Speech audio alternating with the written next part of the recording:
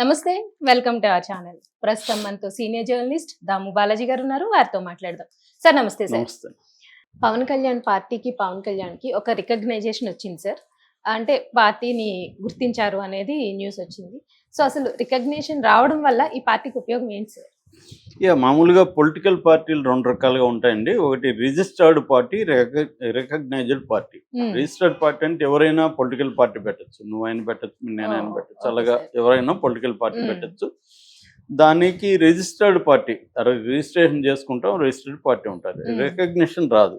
Recognition రావాలంటే మన ప్రజాప్రాతినిధ్య చట్టం ప్రకారం ఎలక్షన్ కమిషన్ కొన్ని క్రైటీరియా, ఒక 5 రకాల క్రైటీరియా ఉందన్నమాట. ఒక పార్టీ రిజిస్టర్డ్గా ఉన్న పార్టీ రికగ్నైజ్డ్ పార్టీ కావాలంటే ఒక 5 క్రైటీరియాలు ఏదో ఒక క్రైటీరియాని మీట్ అవ్వాలి.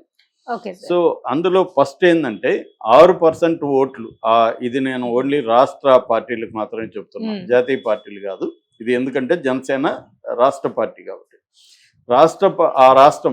ఒక రాష్ట్రంలో ఏ పార్టీ అయితే, ఫర్ ఎగ్జాంపుల్ జనసేన పోటీ చేస్తుంది, ఆ రాష్ట్రంలో జనసేనకు టోటల్ వ్యాలిడ్ ఓట్స్లో 6% ఓట్లు వచ్చి ఉండాలి. ఇది గతంలో రాలా.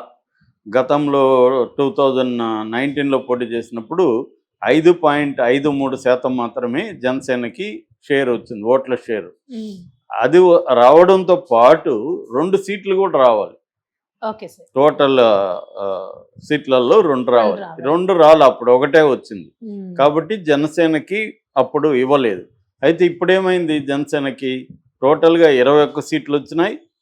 పర్సంటేజ్ కూడా జనసేనకు మొత్తం ఓట్లు 23,17,747 ఓట్లు వచ్చాయి జనసేనకు మొన్న. ఎందుకంటే అది పోటీ చేసిందే 21 స్థానాల్లో కదా. 21 స్థానాల్లో పోటీ చేసినప్పటికి కూడా 23 లక్షల పైన ఓట్లు వచ్చాయి. 6.8% కూడా వచ్చాయి. అంటే ఇది క్రైటీరియా మీట్ అయిపోయింది. 6% కంటే ఎక్కువ ఓట్లు వచ్చాయి, 2 సీట్ల కంటే ఎక్కువ సీట్లు వచ్చాయి, 21 సీట్లు వచ్చాయి. కాబట్టి క్రైటీరియా ఓకే అయిపోయింది కాబట్టి ఇది ఇచ్చేసింది. రెండవ క్రైటీరియా ఏంటంటే లోక్సభ స్థానాల్లో, ఆ రాష్ట్రంలో లోక్సభ స్థానాల్లో పోటీ చేస్తారు కదా, అందులో అయినా 6% వస్తే చాలు. అట్లాగే 1 సీట్ అన్నా వచ్చి ఉండాలి. అది రెండోది. మూడోది ఏంటంటే టోటల్ సీట్లలో 3% సీట్లు తెచ్చుకోవాలి. అప్పుడు ఈ ఓట్ షేర్ అనేది ఉండదు. 3% సీట్ షేర్ ఉంటే కూడా ఇస్తారు.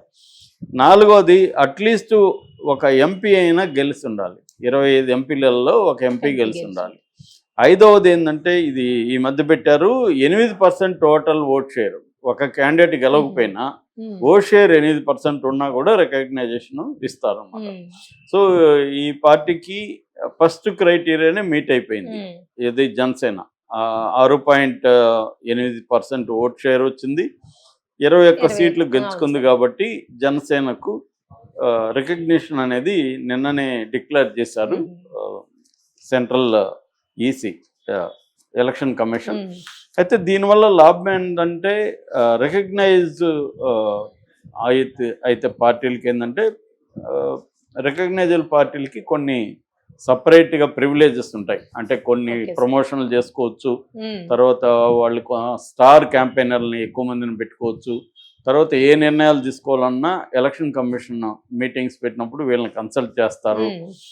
ఇలాంటి అనేక ప్రివిలేజెస్ ఉంటుంది. అట్లాగే సింబల్ ఇంకెవరికి ఇవ్వకూడదు. గ్లాస్ సింబల్ అనేది ఇంకా వాళ్ళకి, వేరే రాష్ట్రంలో ఇవ్వచ్చు.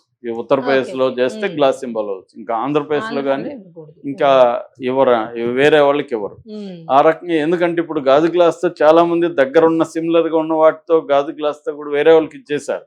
అంటే వీళ్ళు పోటీ చేసిన దాంట్లో తప్ప మిగతా వాటిలో ఇచ్చేయడం అనేది కూడా జరిగింది. దానివల్ల బోల్డ్ కన్ఫ్యూజన్ కూడా వచ్చింది.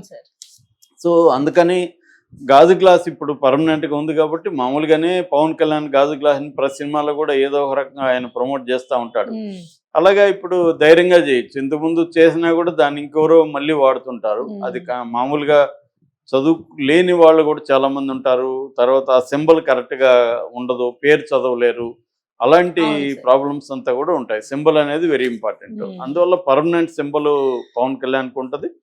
అట్లాగే మిగతా రికగ్నైజ్డ్ పార్టీలకు ఉండే ప్రివిలేజెస్ అంతా కూడా పవన్ కళ్యాణ్ పార్టీ అయిన జనసేనకి ఉంటుంది. ఇది ఒక రకం పవన్ కళ్యాణ్కి నెక్స్ట్ స్టెప్గా మనం చెప్పుకోవచ్చు. అంటే ఓవరాల్గా ఇవాళ పవన్ కళ్యాణ్ మీద, పవన్ కళ్యాణ్ చుట్టూనే ఆంధ్రప్రదేశ్ రాజకీయాలు చర్చ మొత్తం తిరుగుతుంది. చంద్రబాబు మీద కంటే కూడా పవన్ కళ్యాణ్ మీద తిరుగుతుంది గత కొంతకాలంగా, ఎలక్షన్ ముందు కూడా. ఎందుకంటే ఆయన చంద్రబాబు జైలుకి వెళ్ళి ఒక రకంగా పవన్ కళ్యాణ్కి మంచి పని జగన్ చేశాడు.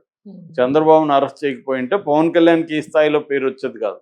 ఎప్పుడైతే అరెస్ట్ చేశాడో దానివల్ల తెలుగుదేశం శ్రేణులంతా కూడా బాగా డేలా పడిపోయి ఇదైన కండిషన్లో పవన్ కళ్యాణ్ స్ట్రాటజిక్గా జైలుకి వెళ్ళి ఆయన మద్దతు తెలపడం, పొత్తు పెట్టుకుంటామని అనౌన్స్ చేయడం, దీంతో ఏమైంది, తెలుగుదేశం వాళ్ళకి అందరికి కూడా ఒక సాఫ్ట్ కార్నర్ పవన్ కళ్యాణ్ మీద వచ్చింది. అంటే మనమంతా ఒక లోలో ఉంటే, డిప్రెషన్ కండిషన్లో ఉంటే పవన్ కళ్యాణ్ వచ్చి అన్కండిషనల్గా ఆయనకి ఎన్ని సీట్లు ఇస్తారు ఏమీ తెలియదు, అయినా కూడా ఆయన పెట్టుకున్నాడు. సో దాంతో ఏమైపోయిందంటే అందరికీ పవన్ కళ్యాణ్ పట్ల ఒక సానుభూతి వచ్చింది. సో చంద్రబాబు కూడా దానివల్ల ఎవరికి ఎప్పుడు ఆయన పొత్తులో ఉన్న ఏ పార్టీకి ఇవ్వని విలువ పవన్ కళ్యాణ్కి ఇచ్చాడు. ఆయన స్వయంగా వాళ్ళ ఇంటికి వెళ్ళి మాట్లాడడం కానీ, పవన్ కళ్యాణ్తో కలిసి వాళ్ళ పార్టీ సమన్వయ కమిటీ వేయడం కానీ, ఇవన్నీ ఎప్పుడు వేరే పార్టీలతో ఎప్పుడు చేయలే ఆయన. కానీ పవన్ కళ్యాణ్కి అంత పెద్దపీట వేశాడు. అక్కడి నుంచి పవన్ కళ్యాణ్ని పెంచడం కోసం లోకేష్ని ఎక్కడ వేరే నియోజకవర్గాల్లో తిప్పకుండా స్టార్ క్యాంపెయినర్గా పవన్ కళ్యాణ్ని అన్ని చోట్లకి తిప్పడం దగ్గర నుంచి ఇంకా పవన్ కళ్యాణ్కి ఇంపార్టెన్స్ ఇస్తూ వచ్చాడు. సీట్ల విషయంలో మాత్రం జనసేనకు అసంతృప్తి ఉంది. 21 అంటే ముందు వచ్చిన సీట్లలో కూడా కొన్ని త్యాగాలు చేయాల్సి వచ్చింది బీజేపీ కోసం. అక్కడ చంద్రబాబు కాంప్రమైజ్ అవ్వకుండా పవన్ కళ్యాణ్కి తక్కువ ఇవ్వడం అనేది చేశాడు ఆ విషయంలో. కానీ పవన్ కళ్యాణ్కి వ్యక్తిగతంగా ఇంపార్టెన్స్ ఇవ్వడం మాత్రం చంద్రబాబు స్ట్రాటజీగా చేశాడు. దాని తర్వాత గవర్నమెంట్ వచ్చిన తర్వాత నిజానికి పవన్ కళ్యాణ్ హెల్ప్ కానీ, ఇటు బీజేపీ హెల్ప్ కానీ అవసరం లేని కంప్లీట్ మెజార్టీ చంద్రబాబుకు ఉంది. 134 సీట్లు వచ్చాయంటే చాలా చాలా బ్రహ్మాండమైన మెజార్టీ. అయినా కూడా ఆయన పవన్ కళ్యాణ్కి పెద్దపీట వేయాలని ఆయన కోరుకున్న శాఖలో దాదాపు 5 శాఖలు ఆయనకి ఇచ్చాడు. దాని తర్వాత ఏకైక ఉప ముఖ్యమంత్రిగా ఆయన పెట్టాడు. ఇంపార్టెన్స్ ఇవ్వడం మొదలు పెట్టాడు. అన్ని గవర్నమెంట్ ఆఫీసుల్లో కూడా చంద్రబాబుతో పాటు ఈయన ఫోటో కూడా పెట్టమని. నిజానికి అవన్నీ చేయాల్సిన అవసరం లేదు లీగల్గా. ఒకటి కృతజ్ఞత, తను గతంలో తన పార్టీ క్రైసిస్లో ఉన్నప్పుడు నిలబడ్డాడు, ఒక బూస్టప్ ఇచ్చాడు అనేది ఒకటి. రెండవది నెక్స్ట్ ఎలక్షన్లకు కూడా పవన్ కళ్యాణ్ని పెట్టుకోవాలి. ఎందుకంటే పవన్ కళ్యాణ్ లేకపోతే బీజేపీ తెలుగుదేశంతో కలిసి ఉండే అవకాశం లేదు. ఎందుకంటే అసలు ఈ అరెస్ట్ వెనక మోడీ ఉన్నాడనేది తెలుగుదేశం వాళ్ళు కూడా నమ్మారు. ఒక్క చంద్రబాబు తప్ప ఇంకెవరికి కూడా తెలుగుదేశంలో ఇష్టం కూడా లేదు బీజేపీతో కలవడం. ఎందుకంటే దానికి ఓట్ షేర్ ఏం లేదు, 1% కూడా లేదు. పైగా జగన్తో